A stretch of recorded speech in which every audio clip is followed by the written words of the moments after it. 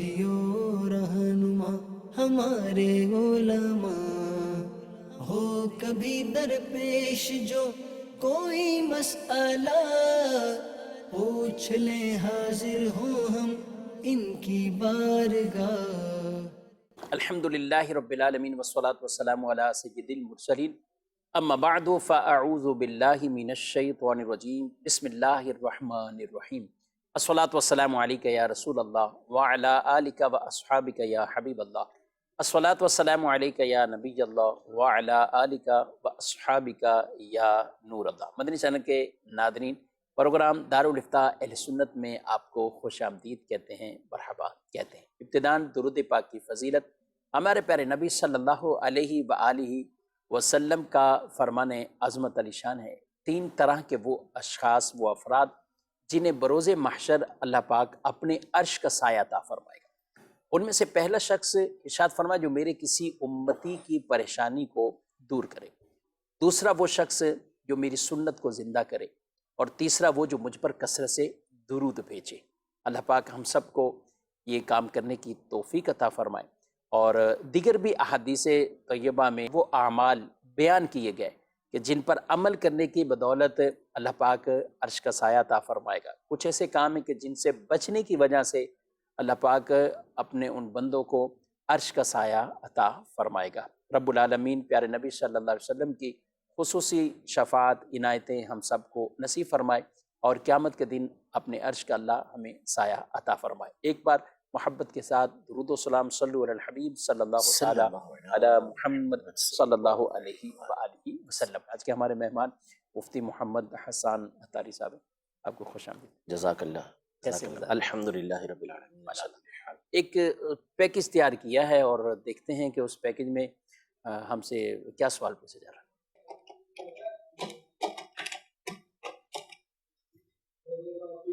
السلام علیکم ورحمۃ اللہ وبرکاتہ۔ ارے وعلیکم السلام محبوب بھائی، کیسے ہیں؟ ٹھیک ہے، خیریت سے؟ ٹھیک ہے؟ بیٹا تشریف رکھیں۔ کیسے آنا ہوا؟ میں نے کہا بہت دن ہو گئے آپ سے ملاقات نہیں ہوئی، تو آپ سے ملاقات کر لیں۔ چلیں، یہ تو بہت اچھا کیا آپ نے۔ بس آپ مجھے 2 منٹ دیں، جی جی تھوڑا سا کام ہے، میں حساب کتاب ہے وہ کر لوں، پھر آپ جی جی کریں کوئی مسئلہ نہیں، کر لیں گے۔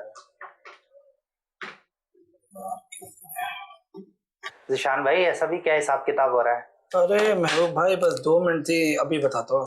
جی جی 2 3 4 5 6 7 8۔ اصل میں محبوب بھائی ہمارے ایک دوست ہیں، انہوں نے زکوٰۃ کی کوئی رقم دے دی تھی مجھے، اور وہ کہا تھا کسی مستحق کو دے دیں۔ ٹھیک ہو گیا۔ اب ہوا یہ کہ آپ کو پتا ہے گھر مصروفیات، وہ پیسے خرچ ہو گئے۔ آپ سے وہ خرچ ہو گئے پیسے؟ بالکل مجھ سے خرچ ہو گئے۔ بس پیسے تو میں نے نکال لیے، میں انشاءاللہ آج یا کل میں دے دوں گا۔ میرا خیال ہے اس میں جو ہے نا دارالفتاء اہل سنت سے مفتی صاحب سے مشورہ کر لینا چاہیے کہ ایک شخص کی آپ کے پاس امانت تھی، وہ امانت آپ نے خرچ کر دی، اپنے پرسنل یوز میں لے لی۔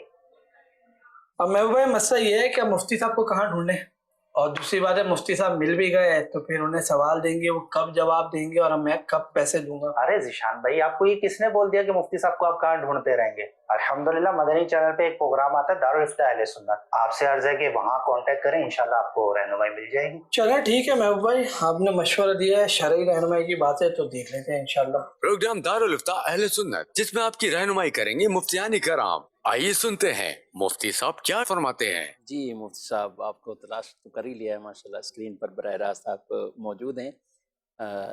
ان کا بیسک تو جو زکوٰۃ کا ہے، پھر اس کو کچھ اور بھی گفتگو کرنی ہے، تو زکوٰۃ کے پیسے تھے خرچ کر دیے انہوں نے۔ بسم اللہ الرحمن الرحیم۔ بہت اچھا کیا ان کے دوست نے ان کو مشورہ دے دیا کہ کسی مفتی صاحب سے رابطہ کر لیں، ورنہ یہ ایسے ہی رقم ادا کر دیتے اور پھر یہ رقم بھی یہ ان کی ایسے ہی چلی جاتی، زکوٰۃ شماری نہ ہوتی۔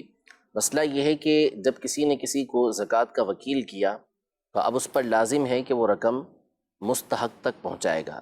اگر اس نے اس رقم کو خرچ کر لیا تو اب یہ نہیں ہو سکتا کہ اپنی طرف سے وہ زکوٰۃ کی رقم ادا کر دے اور وہ ادا ہو جائے، یوں نہیں ہوگا۔ ان پر لازم ہے کہ وہی رقم اول تو یہ پہنچاتے، لیکن جب خرچ کر دیا تو اس کا مطلب ہے کہ انہوں نے اس کی رقم کو غصب کر لیا، اور ایسی صورت میں یہ تاوان لازم آتا ہے۔ تو اب ان کے اوپر پہلے تو یہ لازم ہے کہ یہ رقم یہ اس بندے کو ادا کریں، اس شخص کو ادا کریں کہ جس نے ان کو یہ رقم دی تھی کہ آپ ادا کر دیں، اور انہوں نے اپنے خرچ میں لے لی، اپنے استعمال کے اندر لے لی۔ ہاں وہ شخص کہتا ہے کہ میں نے آپ کو معاف کیا، جو تاوان آپ کے اوپر بنتا ہے وہ میری طرف سے معاف ہے، اور اب یہ کہتا ہے کہ جی میں آپ کی طرف سے زکوٰۃ کی رقم ادا کر دیتا ہوں، تو یوں یہ ادا کر سکتے ہیں، ٹھیک، یا تو یہ رقم اسے واپس کر دیں اور وہ رقم ان کو دے دے کہ بھائی ٹھیک ہے اب یہ رقم آپ ادا کر دیں، یا وہ شخص معاف کر دے، اب یہ کہیں کہ ٹھیک ہے میں آپ کی طرف سے اس رقم کو ادا کر دیتا ہوں، تو یوں یہ زکوٰۃ کی رقم ادا ہو جائے گی۔ ایسے ہی اپنی طرف سے یہ اٹھا کے رقم کو دے دیں گے تو اس سے زکوٰۃ کی ادائیگی نہیں ہوگی۔ اور بہرحال بہر صورت یہ گناہ کا کام کیا، اس پر توبہ کرنا ان پر یہ لازم ہے، توبہ بھی کریں، اور ساتھ ہی ساتھ جو طریقہ بتایا گیا کہ یا تو ان کو رقم واپس کریں یا وہ آپ کو معاف کر دیں، اب ان کی اجازت سے آپ چاہیں تو زکوٰۃ کی رقم ادا کر دیں۔ ٹھیک ہے۔ اچھا، اس میں کئی مرتبہ یہ غلطی کے بھی چانس رہ جاتے ہیں، یا لوگ عام طور پہ غلطی کر لیتے ہیں، پیسے ہیں وہ کہتے ہیں میرے پاس بھی ہیں، میرے پاس تو کوئی ایسا نہیں ہے کہ میرے پاس یعنی میں یہ خرچ کر لوں پھر میں انتظار کروں میرے پیسے آئیں گے وہ میں زکوٰۃ کی مد میں دوں، گھر پہ رکھے ہوئے ہیں تو یہ خرچ کر لو اپنی کسی ذاتی کام میں، وہ گھر سے پیسے لوں گا اور وہ پڑوسی کو یا جہاں بھی دینے ہیں تو میں وہاں پہ دے کر آ جاؤں گا، یہ بھی کرنے کی اس میں اجازت ہے؟ ظاہر یہ تو تقریباً اسی طرح کی صورتحال ہو گئی، تو بھلے اس کی نیت اچھی ہے، نیت کوئی بھی ہے اس کی کہ میں نے رقم ادا کرنی ہے، کھانے کی نیت نہیں ہے کہ کسی کی رقم کھا رہا ہے دبا رہا ہے، لیکن پھر بھی اس کی اجازت نہیں ہے، یہ ایک طرح سے کسی کی رقم کو ضائع کر دینا ہے، اچھا، اس کی زکوٰۃ کو ضائع کر دینا ہے، تو اس کی اجازت نہیں ہے کہ جب آپ کو رقم دے دی تو اب وہی رقم آپ نے جو مستحق زکوٰۃ ہے، جس کو زکوٰۃ لگتی ہے، اس تک پہنچانا ہے، یہ نہیں کہ میرے گھر پہ رقم رکھی ہے وہ میں جا کے ادا کر دوں گا، ابھی میں اپنے کسی کام میں اس کو لے لیتا ہوں، ایسا کرنا جائز نہیں۔ یہ کرنا چاہیے نہیں۔ اچھا، اس میں پھر آگے ایک اور سوال آئے گا، جب بھی اس طرح کے مسائل ہوتے ہیں تو کہتے ہیں بعض اوقات تو یہ کسی خاص متعین ایک ہی فرد کے پیسے ہیں، اب اسی کو فون کیا پوچھ لیا کہ یار آپ کے پیسے استعمال ہو گئے تھے اور میں اپنی طرف سے اب یہ دے رہا ہوں، وہ کہتے ہیں ٹھیک ہے، لیکن کئی مرتبہ یہ سوالات بھی آتے ہیں کہ ہمیں پتہ ہی نہیں، اب مختلف کہ تھی رقمیں بھی اس طرح، تو ایسوں کو آپ کیا نصیحت کریں گے؟ یہ سب پہلے ہی اس حوالے سے بنیادی نصیحت تو یہی ہے کہ جو آپ کو اجازت ہی نہیں ہے تو آپ چاہے اس کو جانتے ہوں، یہ آپ کو یاد ہو یا نہ ہو، باہر صورت آپ کو اس کی اجازت ہے ہی نہیں۔ جیسے جو زکوٰۃ اکٹھی کرتے بھی ہیں تو ظاہر ہے کہ وہ ہر ایک کو تھوڑی جانتے ہیں، جی ان کو تو کوئی بھی دے جاتا ہے کہ آپ اسے صحیح جگہ پر دے دیں، تو اس نے آپ کے اوپر اعتماد کیا ہے جی ہاں، کہ آپ اس کی رقم کو صحیح مقام پر پہنچائیں گے، اور آپ نے اس کے بھروسے اور اعتماد کے خلاف کام کیا کہ اس کی رقم کو آپ نے خرچ کر ڈالا ہے، تو یہ بالکل بھی اجازت نہیں ہے، آپ کو پھر ڈھونڈنا پڑے گا، اسے تلاش کرنا پڑے گا اسے، یہ بھی نہیں ہو سکتا کہ آپ جو ہے کہیں کہ بھئی ٹھیک ہے میں نہیں جانتا تو اب میں ویسے ہی ادا کر دوں، نہیں، اب آپ پر اس کی تلاش لازم ہو جائے گی، ڈھونڈنا آپ کے اوپر لازم ہو جائے گا۔ ٹھیک ہے، یعنی یہ چیزیں میں تو کہتا ہوں جو اکٹھی کرتے ہیں اور جن کو آگے کہیں جمع کروانی ہے، مثال کے طور پہ آپ کو دافسامی کے اکاؤنٹ میں جمع کرانی ہے، یا دافسامی کے آپ مرکز میں، مدنی مرکز میں آپ پہنچتے ہیں، آپ وہاں آپ کو یہ جمع کروانی ہے، تو اس طرح اگر پیسہ آپ اپنی جیب میں رکھتے ہیں یا تو آپ کو اپنے گھر والوں کو بھی بتانا چاہیے، کیا خیال ہے؟ یعنی بعض اوقات تو خود تو آدمی نہیں کیا، چلیں اسی سوال کو ہم یہ کہتے ہیں کہ آپ لے پیسے کہیں سے 10,000 روپے زکوٰۃ کے تھے جیب میں ڈالے، گھر چلے گئے اور آرام کیا، گھر والوں کو ضرورت پڑی، جیب سے ویسے ہی پیسے لیتے ہیں بعد میں بتا دیں گے، اور وہی پیسے خرچ کر دی، تو جب اس طرح کے پیسے ہیں تو اس میں احتیاط یہی ہے کہ اپنے گھر والوں کو بھی بتا دیں، یا اس رقم کو اس انداز میں رکھیں اپنے پاس نارمل نہ کہ لگے کہ یہ الگ سے جگہ ہے، اس کے اوپر کوئی پرچی وغیرہ لگا لیں، اس کو ربڑ بینڈ باندھ کے پرچی اس کے اوپر ڈال لیں، تاکہ کوئی نکالے گھر میں سے نکال رہا ہے تو اسے معلوم ہو کہ کون سی رقم ہے، اور بہتر وہی ہے جو آپ بیان کر رہے ہیں کہ جا کے انہیں اعتماد میں لے لے، بتا دے کہ بھئی یہ رقم جو ہے وہ زکوٰۃ کے مد کے اندر ہے اور کسی اور کی ہے جو مجھے ادا کرنی ہے۔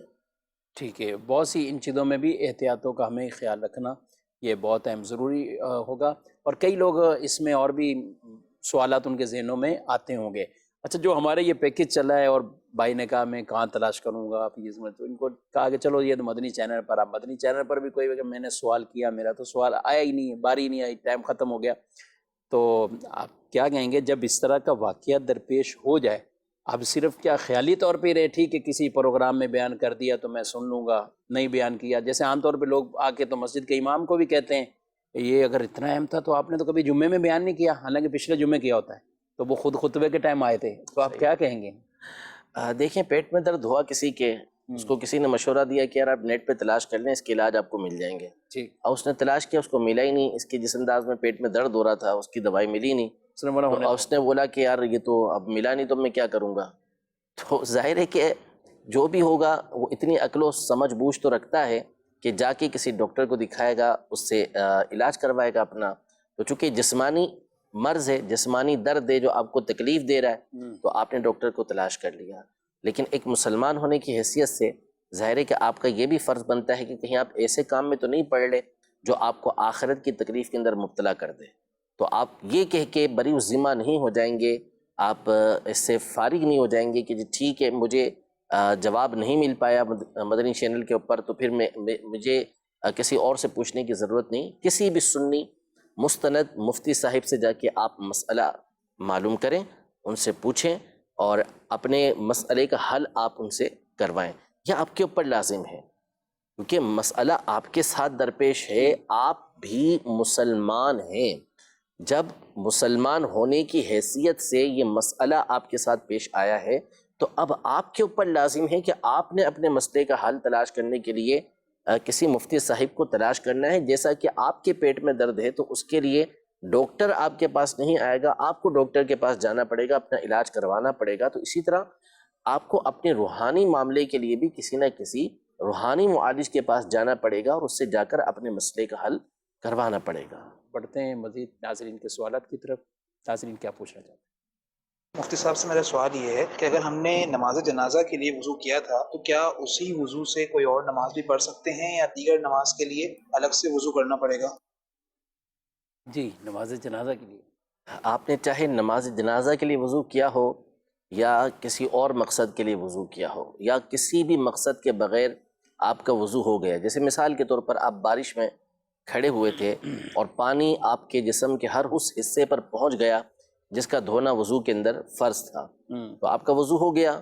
تو اب اس کے ساتھ آپ نماز جنازہ بھی پڑھ سکتے ہیں, آپ اس کے ساتھ قرآن پاک بھی پڑھ سکتے ہیں, اس کے ساتھ آپ دیگر نمازیں بھی پڑھ سکتے ہیں, اس میں کوئی حرج نہیں ہے. نماز جنازہ پڑھنے کے بعد آپ کا وضو اگر کسی اور سبب سے ٹوٹا نہیں تو اس کے بعد آپ جتنی چاہیں نمازیں اس سے پڑھ سکتے ہیں. ٹھیک ہے. یہ کوئی مشہور ہے یا اس میں کوئی تیمم کا مسئلہ ہے یا تیمم کے مسائل جدا گانا ہیں, وہ تو وہ صورت کے نماز جنازہ نکلنے کا اندیشہ ہے اور یہ ولی نہیں ہے اور اس کو پتہ ہے کہ میں اگر وضو کرنے کے لیے جاؤں گا تو اس صورت میں نماز جنازہ میری نکل جائے گی, فوت ہو جائے گی, تو پھر اسے اجازت دی گئی کہ وہ تیمم کر سکتا ہے. ولی سے مراد اس کا قریبی رشتہ دار جس کو حق ہوتا ہے جنازے کا, پھر اس کے لیے احکام جدا گانا ہوتے ہیں. ٹھیک ہے. ایس ایم ایس میں اسی طرح کا سوال آیا ہے جو ہم نے پہلے کچھ جس پر گفتگو کی ہے. کہتے ہیں کہ مفتی صاحب عرض یہ ہے کہ اگر شوہر اپنی بیوی کو زکوٰۃ کی رقم دیتا ہے کسی کو دینے کے لیے لیکن وہ خرچ کر لیتی ہیں اور پھر اپنے پاس سے پیسے دے دیتی ہیں تو ٹھیک ہو جائے گا؟ تو بات وہی ہو جائے گی, چاہے وہ بیوی ہو, چاہے بیوی شوہر کو دے, شوہر بیوی کو دے, دوست اپنے دوست کو دے, بھائی اپنے بھائی کو دے, ہر ایک کا حکم یہی ہے کہ یعنی دوبارہ دینے کے لیے اجازت یعنی آپ کے اوپر ذمہ لازم آ گیا کہ آپ نے اس کی رقم کو گویا کہ ضائع کر دیا. اب چاہے وہ بیوی ہو, چاہے وہ بھائی ہو, چاہے وہ دوست ہو, بہر صورت اب اس کی رقم آپ نے اسے ادا کرنی ہے. ہاں اگر وہ معاف کر دیتا ہے اور اس کے بعد وہ کہتا ہے کہ ٹھیک ہے آپ میری طرف سے زکوٰۃ ادا کر دیں, آپ اس کو کہتے ہیں کہ میں آپ کی طرف سے زکوٰۃ ادا کر دیتا ہوں, تو پھر ادائیگی ہو سکتی ہے. ٹھیک ہے جی. مزید سوال. میرا مفتی صاحب سے یہ سوال ہے کہ میں نے نیت کی کہ نماز عشاء کے 3 وتر اور 2 نفل تہجد کے وقت پڑھوں گا, لیکن تہجد وقت اٹھ نہ سکا. اب اس نماز کے بارے میں کیا حکم ہے؟ برائے مہربانی جو آپ ارشاد فرما دیجیے. جزاک اللہ خیرا. آمین. مزید کو میرا یہ سوال ہے کہ کسی نے فجر کی قضا کی نیت کی اور اس نے ظہر کی 4 رکعت نماز فرض پڑھ لی تو کیا وہ ہو جائے گی؟ جی, رات کو نیت کی تھی صبح تہجد میں اٹھ کر وطر اور نفل پڑھیں گے لیکن اٹھ نہیں سکے. وطر اگر کسی کے قضا ہو جائے تو اس کی قضا کرنا لازم ہوتی ہے, یعنی چھوٹ جائے تو اس کی قضا کرنا بندے کے اوپر لازم ہوتی ہے. تو جب ان سے یہ بالغ ہیں, ان کے اوپر اگر وطر واجب ہیں تو اس صورت میں یہ وطر جو چھوٹے ہیں اس کی قضا کرنا ان کے اوپر لازم ہوگا. اور یہ بات یاد رکھیے کہ وطر کے حوالے سے افضل تو یہی ہے کہ بندہ سب سے آخر میں رات میں وطر ادا کرے, یعنی تہجد اگر پڑھتا ہے تو تہجد پڑھنے کے بعد آخر کے اندر وہ وطر کی ادائیگی کرے, یہ اس کے لیے افضل طریقہ کار ہے۔ لیکن نبی پاک صلی اللہ تعالیٰ علیہ وآلہ وسلم کی حدیث میں یہ بات واضح طور پر موجود ہے کہ جو بندہ اٹھنے پر قدرت رکھتا ہے اس کے لیے تو یہی حکم ہے کہ وہ تہجد کے بعد وہ اس وقت میں وتر کی ادائیگی کرے۔ لیکن اگر اس کو اٹھنے پر اعتماد نہیں ہے کہ وہ نہیں اٹھ سکے گا تو پھر اس کے لیے حکم یہی ہے۔ اور نبی پاک صلی اللہ علیہ وسلم نے حضرت ابو ذر غفاری رضی اللہ تعالیٰ عنہ، حضرت ابو ہریرہ رضی اللہ تعالیٰ عنہ کو خاص اس بات کی نصیحت کی تھی کہ سونے سے قبل انہوں نے وتر ادا کر لینے ہیں، یعنی جس کو اس بات کا اعتماد نہ ہو کہ وہ نہیں اٹھ سکے گا تو پھر وہ وتر ادا کر کے ہی سوئے گا۔ تو بہرحال آپ کے وتر جو چھوٹے ہیں اس کی قضا کرنا آپ کے اوپر لازم ہے۔ ٹھیک ہے، دوسرا سوال یہ کہہ رہے فجر کی قضا تھی اور پڑھ ظہر کی 4 رکعتیں نہیں۔ اب یہ دیکھیں، ایک تو ہے کہ آپ نے نیت کی کہ میں فجر کی 2 رکعتیں ادا کر رہا ہوں اور اس میں آپ نے 4 رکعتیں پوری ادا کر لیں، تو یہ سمجھ نہیں پڑا کہ ہوا کس طریقے سے۔ تو تھوڑا سا سوال کو اپنا واضح کر دیں تو کوشش کریں گے کہ جواب آپ کو دے سکیں۔ اچھا، پڑھنی 2 ہوں بالفرض، چلیں ہم اس کو تھوڑا سا اور خلاصہ کریں، پڑھنی 2 ہیں، جیسے فجر کی 2 رکعتیں پڑھنی اور 2 ہی وہ نیت کر کے، اب پڑھ انہوں نے 4 لی۔ عام بھی روٹین میں بھی کہیں قضا کی نہ بات کریں، 2 رکعت فجر پڑھنی تھی 4 پڑھ لی۔ اگر اس میں قادہ کیا ہے، بیٹھے ہیں اور بھول سے ایسا ہوا اور آخر میں سجدہ صاف کر لیا تو ان کی نماز ہو جائے گی۔ یعنی 2 رکعت کے بعد یہ بیٹھے ہیں، قاعدہ خیرہ کر لیا انہوں نے، پھر کھڑے ہو کے تیسری کے لیے، تیسری کے لیے کھڑے ہو گئے تو پھر تو حکم یہ ہے کہ سجدہ نہیں کیا تو اس سے پہلے لوٹ آئے، واپسی آ جائے۔ لیکن سجدہ کر لیا تو پھر 1 رکعت اور ملا لیں گے اور آخر میں سجدہ صاف کریں گے، ان کی نماز ہو جائے گی۔ ٹھیک ہے، اور اگر 2 رکعت کے بعد قاعدہ نہیں کیا تو پھر تو نماز ہی باطل ہو گئی، کہ جیسے تیسری رکعت کا سجدہ کیا ان کے فرض باطل ہو گئے، اب ان کو فرض دوبارہ سے جی دوبارہ پڑھنا۔ ٹھیک ہے، اور یہی مسئلہ 4 رکعت والی نماز کو اگر 5 یا 6 کسی نے پڑھ لی اور قاعدہ کیا تھا تو ان کی وہ نماز ہو جائے گی سجدہ صاف کرنے کے ساتھ۔ لیکن اگر قاعدہ اخیرہ یعنی آخری رکعت میں جو قاعدہ کرتے ہیں جو فرض ہے وہی اگر چھوٹ گیا تھا اور یوں ہی اگلی 5ویں بھی پڑھ لی اور 6ٹھی بھی پڑھ لی تو یہ تو نماز نفل کی طرف نوافل اس کے ہو جائیں گے، لیکن فرض انہیں سرے سے پڑھنی ہوگی، یعنی دوبارہ سے ان فرائض کو ادا کرنا ہے۔ کچھ ہمارے پاس ویڈیو سوالات بھی ہیں تو دیکھتے ہیں ویڈیو سوال۔ میں محمد بلال، مفتی صاحب سے میرا سوال یہ ہے کہ ہم مسجد میں داخل ہوئے، امام صاحب رکوع میں ہیں، تو ہمیں اس وقت سب مکمل کرنا لازم ہے یا پھر ہم وہیں نماز جو ہے اپنی نیت باندھ کے شروع کر سکتے ہیں؟ جی، مسجد میں جیسے ہی داخل جی، بعض صحابہ کرام علیہم رضوان نے یہ عمل کیا کہ جیسے ہی مسجد میں داخل ہوئے تو نبی پاک صلی اللہ علیہ وسلم رکوع میں تھے تو انہوں نے پیچھے سے ہی اللہ اکبر کہتے ہوئے رکوع میں شامل ہو گئے اور پھر اس کے بعد آگے چلے گئے۔ بعد میں نبی پاک صلی اللہ تعالیٰ علیہ وآلہ وسلم نے ارشاد فرمایا کہ اللہ تمہاری حرص کے اندر اضافہ کرے، یعنی جو تمہیں شوق تھا نماز کے اندر شامل ہونے کا اس میں اضافہ کرے، لیکن آئندہ ایسا نہ کرے۔ یعنی حکم یہی ہے کہ آپ صف کے اندر آئیں گے اور یہاں آ کے پھر آپ تکبیر کہہ کے رکوع میں، اگر امام صاحب رکوع میں ہیں تو رکوع میں شامل ہو جائیں گے، اور اگر کسی اور رکن کے اندر ہیں تو اس رکن میں آپ شامل ہو جائیں گے۔ تو اول تو یہ حکم سمجھ لیں اچھی طرح سے کہ جب تک صف میں نہیں پہنچ جاتے اس وقت تک آپ نے نماز میں شامل نہیں ہونا، صف میں پہنچ کے نماز کے اندر شامل ہوں گے۔ دوسرا یہاں پر جو گفتگو کے دوران ابھی میں نے بات عرض کی کہ امام صاحب جس رکن کے اندر ہیں اس میں شامل ہو جائیں۔ ہوتا یہ ہے کہ رکوع میں اگر امام صاحب ہے نا تو پھر تو جلدی جلدی آئیں گے، اللہ اکبر کہا، اللہ اکبر کہہ کے رکوع میں شامل ہو گئے تاکہ رکعت مل جائے۔ لیکن بالفرض امام صاحب ان کے رکوع میں جانے سے پہلے قوما کے لیے کھڑے ہو گئے یا امام صاحب سجدے میں چلے گئے تو اب یہ انتظار کرتے ہیں کہ امام صاحب کھڑے ہوں گے تو پھر اس کے بعد ہم یہ شامل ہوں گے، یا آئے اور امام صاحب سجدے میں ہیں یا پہلے قاعدے کے اندر بیٹھے ہوئے تو انتظار کریں گے کہ اب امام صاحب کھڑے ہوں تم شامل ہو۔ ایسا نہیں کرنا چاہیے، یہ طریقہ کار ٹھیک نہیں ہے۔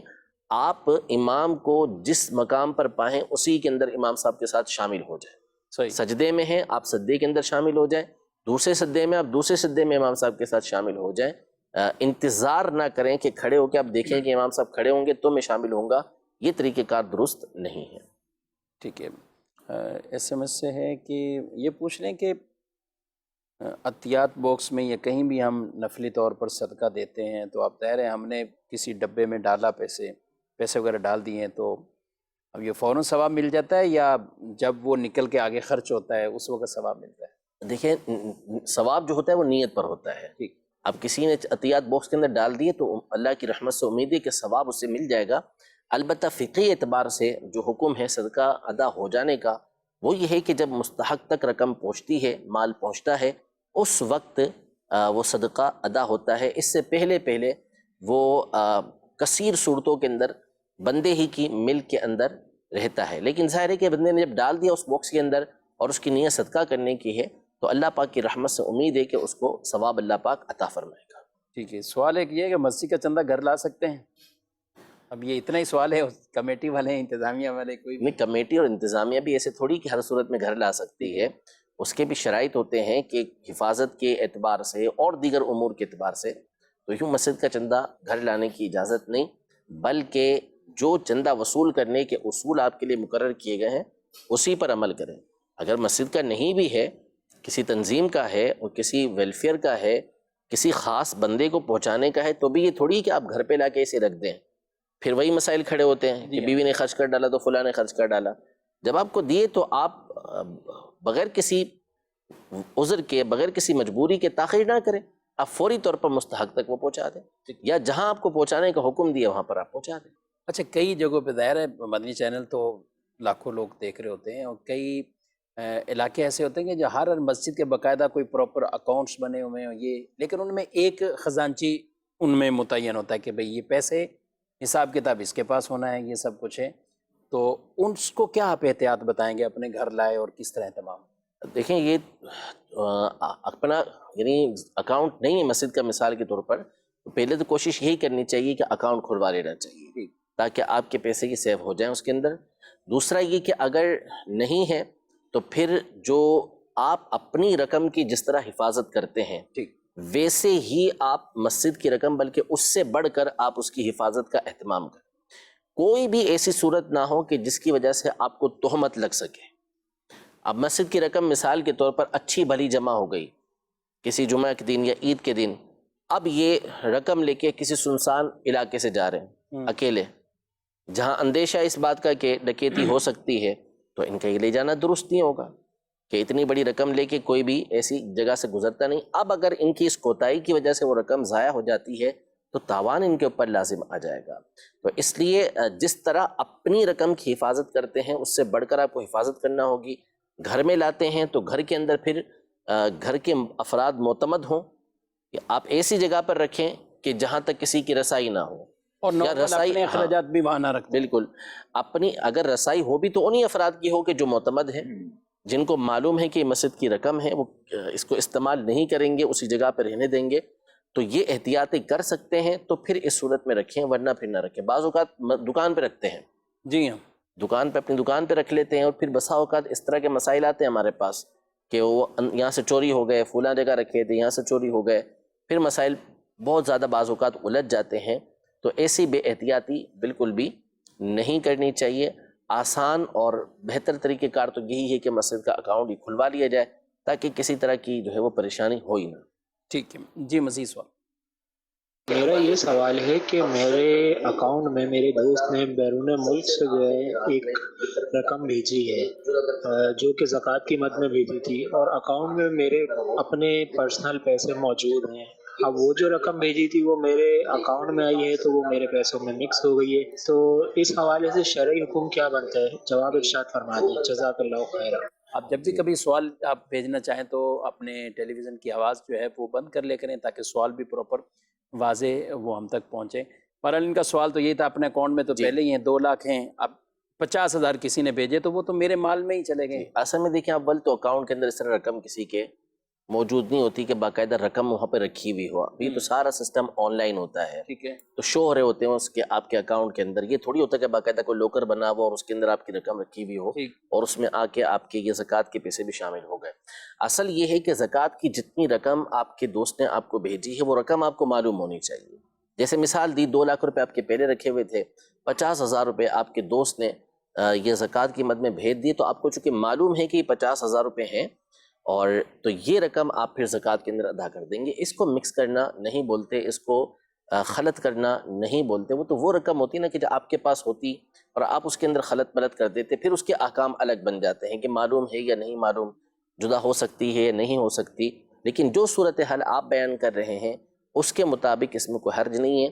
جتنی رقم آپ کے دوست نے بھیجی ہے اتنی رقم آپ زکوٰۃ کے اندر ادا کر دیں، آپ بری ذمہ ہو جائیں گے۔ ٹھیک ہے، اور جو بھیجنے والے ہیں ان کو یہ معلوم ہی ہے نا کہ ہم جو بھیج رہے ہیں، جو نوٹ ہم دے رہے ہیں، ظاہر ہے بینک کے ذریعے یہی نوٹ تو نہیں ان کو ظاہر ہے، بالکل ظاہر ہے، کئی مرتبہ تو کرنسی چینج ہو کر آتی ہے نا۔ بالکل، بیرون ملک کی بات کر رہے ہیں تو کرنسی چینج۔ بالکل۔ جی مفتی صاحب کی درگاہ میں سوال عرض ہے کہ ہم نے شہدائے کربلا کے حوالے سے محفل کرائی ہے مسجد میں، تو اسی میں 11ویں شریف کا چندہ بھی شامل کر دیا ہے، تو اس طرح کرنا ٹھیک ہے؟ اب یہ جو انہوں نے کہا ہے، مسئلہ یہ ہے کہ دیکھیں 11ویں کا ایک الگ ہمارے یہاں پہ مفہوم ہے، اور دینے والے یہ ایک مخصوص محفل کے لیے دیتے ہیں کہ سیدنا غوث پاک رحمۃ اللہ تعالی علیہ کے عرس کے سلسلے میں یہ رقم خرچ کی جاتی ہے۔ شہدائے کربلا کا جو مقام و مرتبہ ہے، یقیناً ان میں سے تابعین تھے، صحابہ تھے، اور ان کا مقام و مرتبہ حضور سیدنا غوث پاک رحمۃ اللہ تعالی علیہ سے بڑھ کر ہے، تو ان کی محفل کرنا یقیناً باعث سعادت ہے، لیکن دینے والوں کا جو مقصود ہوتا ہے، چندہ ہوتا ہے، اور لینے والے جو ہوتے ہیں وہ بھی اسی نام سے لیتے ہیں کہ ہم 11ویں شریف کریں گے اور اس میں اس کو خرچ کریں گے۔ تو اگر ذہن کے اندر یہی مفہوم وہاں کے لوگوں کے موجود ہے، دینے والوں کے موجود ہے کہ حضور غوث پاک رحمۃ اللہ تعالی علیہ کی جو نیاز ہے اسی کے اندر ہم نے استعمال کرنا ہے، تو پھر کسی دوسری اور محفل کے اندر اس چندے کو استعمال نہیں کر سکتے۔ کر لیا تو پھر وہ رقم جو ہے جن سے لی ہے ان کو واپس ادا کرنا پڑے گی، یا ان سے معاف کروانا پڑے گا۔ اگر وہ معاف کر دیتے ہیں اپنی مرضی سے تو فبیہا، ورنہ وہ رقم ان کو ادا کرنا ہوگی۔ سوال یہ ہے کہ کیا نبی کریم صلی اللہ علیہ وسلم کو یتیم کہہ سکتے ہیں؟ دیکھیں اعلیٰ حضرت امام علیہ سنت رحمۃ اللہ تعالی علیہ جو زبردست عاشق رسول ہے، اور نبی پاک صلی اللہ تعالیٰ علیہ وآلہ وسلم کا جو معاملہ ہے وہ عام معاملہ نہیں ہے۔ آپ کی بارگاہ کے اندر جو الفاظ استعمال کیے جاتے ہیں، ان الفاظ کے استعمال کے اندر بھی بہت زیادہ احتیاط کی حاجت ہوتی ہے۔ جیسے قرآن مجید فرقان حمید میں اللہ جل شانہ نے صحابہ کرام علیہم رضوان کو فرمایا کہ یا ایھا الذین آمنوا لا تقولوا راعینا، کہ اے ایمان والو راعینا مت کہو۔ راعینا کا معنی جو ہے وہ ہے کہ ہماری رعایت کیجئے، یعنی ہمارا لحاظ کیجئے، اور ہم جو آپ سے سننا چاہ رہے ہیں اس کے اندر آپ اس طرح گفتگو فرمائیں کہ اس کو ہم سمجھ سکیں، اس کا یہ معنی بنتا ہے۔ لیکن یہود جو تھے وہ اس لفظ کو نعوذ باللہ راعینا کر کے اور زبان کو کروٹ دے کے اس انداز میں ادا کرتے تھے کہ اس کا معنی غلط بن جاتا ہے۔ تو اللہ پاک نے صحابہ کرام علیہ رضوان کو منع فرما دیا کہ تم راعینا نہ کہو، بلکہ وقول انظرنا، کہ تم انظرنا کہو، یہ فرمایا گیا۔ چونکہ اب نبی پاک صلی اللہ علیہ وسلم کا جو معاملہ ہے وہ انتہائی حساس ہے، ٹھیک ہے؟ تو ایسے الفاظ کا استعمال کرنا کہ جس میں نبی پاک صلی اللہ تعالیٰ علیہ وآلہ وسلم کی شان کے اندر ذرا برابر بھی کوئی نقص سا محسوس ہوتا ہو، اس سے علماء نے منع فرمایا ہے، سختی کے ساتھ منع فرمایا کہ آپ لفظ استعمال نہیں کریں گے۔ اب یتیم کا ایک معنی تو وہ ہوتا ہے کہ جس کو بولتے ہیں در یتیم، نادر، ایسا نادر کہ جس کے جیسا کوئی ہو ہی نہ، ایسا موتی جو بالکل نادر ہے، نایاب ہے، قیمتی اور منفرد موتی، تو ایسے چیز کو یتیم بولتے ہیں، یتمن سے یہ نکلا ہوتا ہے۔ اور دوسرا یتیم کا ایک معنی ہوتا ہے کہ جس کے والد جو ہے وہ اس کے بلوغت سے پہلے فوت ہو جائے، تو اس کے اندر ایک پہلو ایسا نکلتا ہے کہ سامنے والے کے اوپر رحم آتا ہے، یعنی اس کے یوں کہہ لیں کہ جب ہم کسی کو کہتے ہیں یار یتیم ہے، بیچارہ یتیم ہے، تو گویا کہ ہم ایک اس کے اوپر حسرت کر رہے ہوتے ہیں، اس کے اوپر یہ کہہ رہے ہوتے ہیں کہ یار اس کے اوپر بیچارے کے اوپر افسوس ہوتا ہے، اس کے اوپر ہمیں رحم آتا ہے۔ تو یہ جو پہلو نکلتا ہے، اس پہلو کی بنیاد پر اعلیٰ حضرت امام علیہ سنت رحمۃ اللہ تعالی علیہ نے نبی پاک صلی اللہ علیہ وسلم کو یتیم کہنا یہ حرام لکھا ہے، ناجائز ہے کہ نبی پاک صلی اللہ علیہ وسلم کے لیے الفاظ استعمال کیے جائیں۔ اللہ پاک وہ ان کا رب ہے، اور اس نے ایک خاص نبی پاک صلی اللہ تعالی علیہ وسلم کی شان و عظمت کو بیان کرتے ہوئے فرمایا کہ الم یجد کا یتیمن فآوا، ہم نے آپ کو یتیم پایا تو آپ کو پناہ دی، یعنی آپ کی پرورش کی، آپ کو ہم نے غنی کیا، آپ کو بے مثل و بے مثال بنایا۔ تو وہ رب ہے، وہ استعمال فرما سکتا ہے جو چاہے وہ ارشاد فرمائے، لیکن ہم جب نبی پاک صلی اللہ تعالیٰ علیہ وآلہ وسلم کے لیے الفاظ استعمال کریں گے تو وہ استعمال کریں گے کہ جس میں نبی پاک صلی اللہ علیہ وسلم کی شان و عظمت ہی ظاہر ہو. ہم ایسے الفاظ کو استعمال نہیں کر سکتے، اور اللہ پاک نے بھی جو استعمال فرمایا، ارشاد فرمایا، اس کے اندر کوئی نقص نہیں ہے. صحیح بات. ٹھیک ہے، کہ اس کے اندر کوئی کمی بیان کرنا ہو، ایسا نہیں ہے. بہرحال امام اہل سنت رحمۃ اللہ تعالی کا فتویٰ یہی ہے کہ یتیم کا لفظ نبی پاک صلی اللہ تعالیٰ علیہ وآلہ وسلم کے لیے استعمال نہیں کر سکتے. جی مزید سوالات. میرا دارالفتہ اہل سنت میں مفتی صاحب کی بارگاہ میں یہ سوال تھا کہ مسافر کے حوالے سے جو نماز کا حکم ہے، ایک تو یہ ہے کہ جو عام مسافر ہوتا ہے اس کے لیے شرعی جو حکم ہے وہ ہے، لیکن یہ ڈرائیور حضرات ہوتے ہیں جو یا گاڑیوں کے ساتھ جو عملہ ہوتا ہے یہ اکثر ہی سفر میں رہ جاتے ہیں، اور اللہ کی رحمت سے یہ نماز کے بھی پابند ہوتے ہیں کچھ اسلامی بھائی.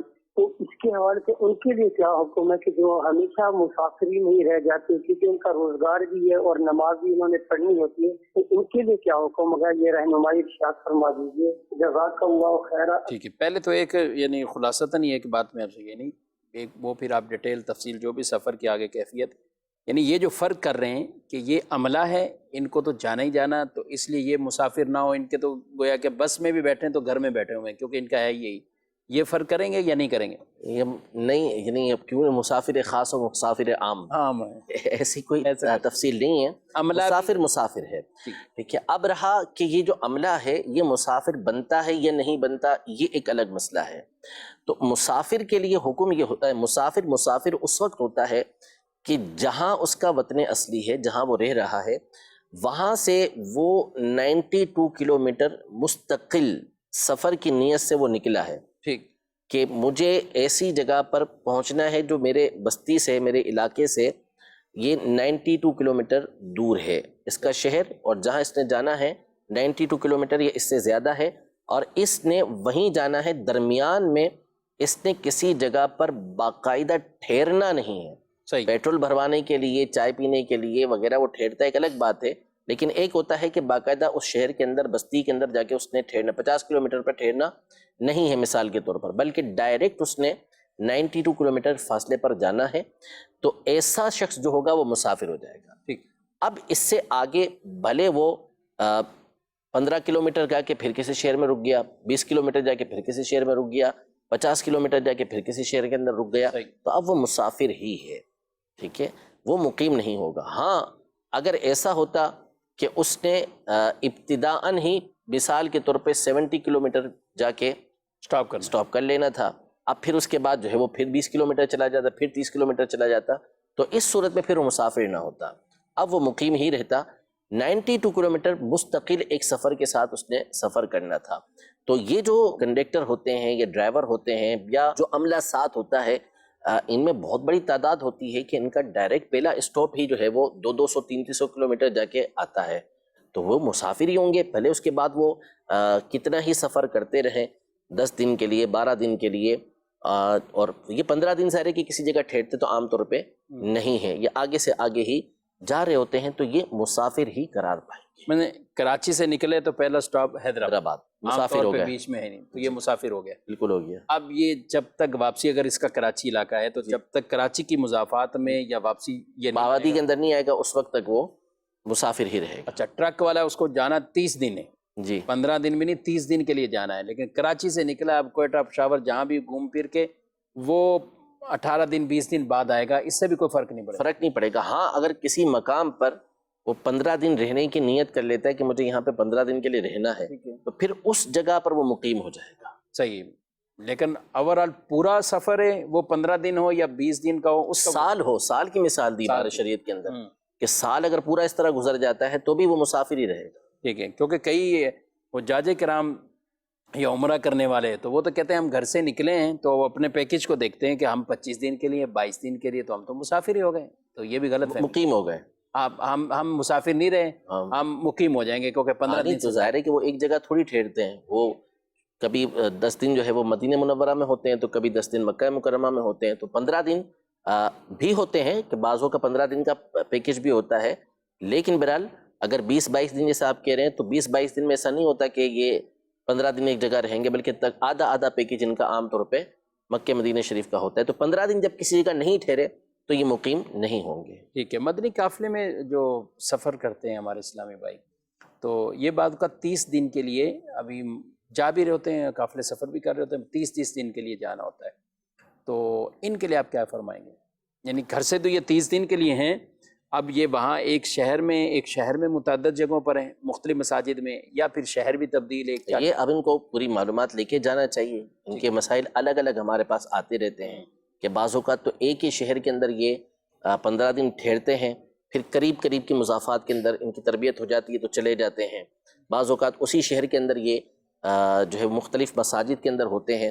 تو 15 دن جب آپ ایک شہر کے اندر ٹھہر گئے، وہاں پر آپ ہو گئے مقیم. اب یہ آپ کا وطن اقامت ہو گیا. جب تک اس کو آپ ترک نہیں کریں گے آپ وطن اقامت کے اندر ہی رہیں گے. اگر وہاں سے آپ 10-15 کلومیٹر دور یا 92 کلومیٹر سے کم کسی بھی فاصلے پر گئے 15 دن سے کم کے لیے، تو پھر آپ اس صورت میں وہاں پر مقیم ہی رہیں گے، مسافر نہیں ہوں گے. تو بہرحال جب بھی اس طرح جائیں تو جانے سے پہلے اپنے پورے شیڈول کے مطابق جو ہے وہ معلومات لے لیا کریں کہ آپ وہاں پہ جا کے مقیم ہیں یا مسافر ہیں. ٹھیک ہے. ایک سوال ہے، کہتے ہیں کہ ہم نے گھر بنایا، کچھ پیسوں کی ضرورت تھی تو ہم نے گھر گروی رکھا، تو ان سے 3 لاکھ روپیہ لیے اور 1 سال تک ہم نے ان سے کرایہ نہیں لینا، تو کیا کہیں گے؟ یہ تو سود ہے.